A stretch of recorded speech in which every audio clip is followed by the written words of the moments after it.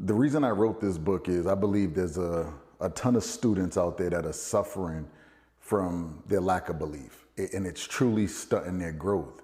It's stopping them from excelling in areas that they are naturally good in.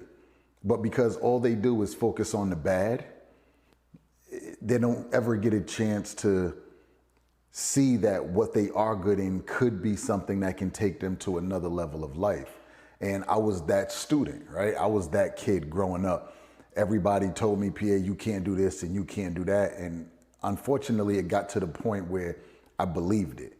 Even though there was things that I was great in, right? Like I knew when it came to, like let's just look at math, right? I hear a lot of people say, man, I struggle with math and math is hard. Math was one of the things that came easy to me.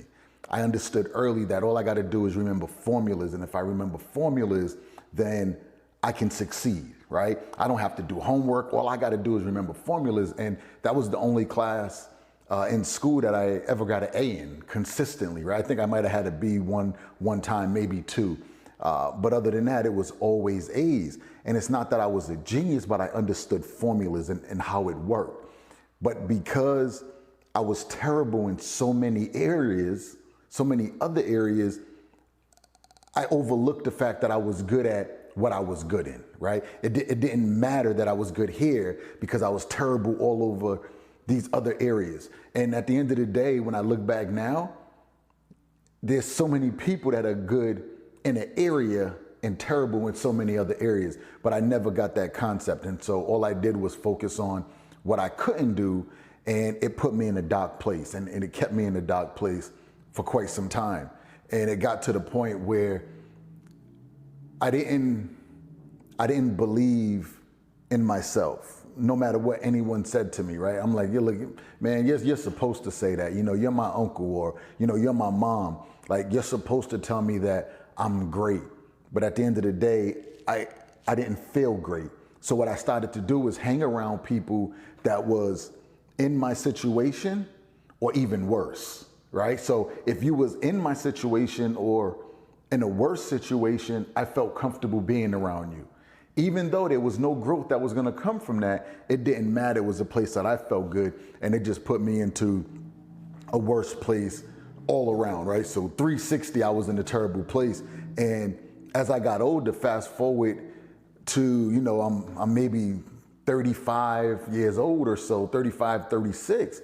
And I said to myself, Pierre, all your life, you focused on what you couldn't do and overlooked what you could do. And I said, let's switch that around, right? So now we're going back to math. Let's go back to the formula. What's that true formula? Don't look at what you can't do and what you're not good in. Let's focus on what you are. Let's start to focus on the positives in your life, and let's see where that takes you. And I did that. And that's one of the things in my book, right? That's lesson 1 in the book is focus on the positives and watch what happens. And I promise you, it changed my life tremendously. So writing this book wasn't necessarily for anyone. It was really for me to be able to understand what I was going through in my mind and how could I use them lessons now in my life. And by doing that, I was able to, write the book and have it to be able to put it out to students to help students that are going through that same thing who feel as though, because I'm only good in this one area and I suck in these other 20, my one that I'm good in really doesn't matter. So when I'm working with students or I'm working with teachers, I'm getting students to understand that these other things are helping you to develop discipline. It's helping you to understand that you're not going to be great in everything that you do, but these things that you're not great in and you keep going is going to give you the mental toughness and the willpower to continue to push forward in the things that you're good at so you can become great.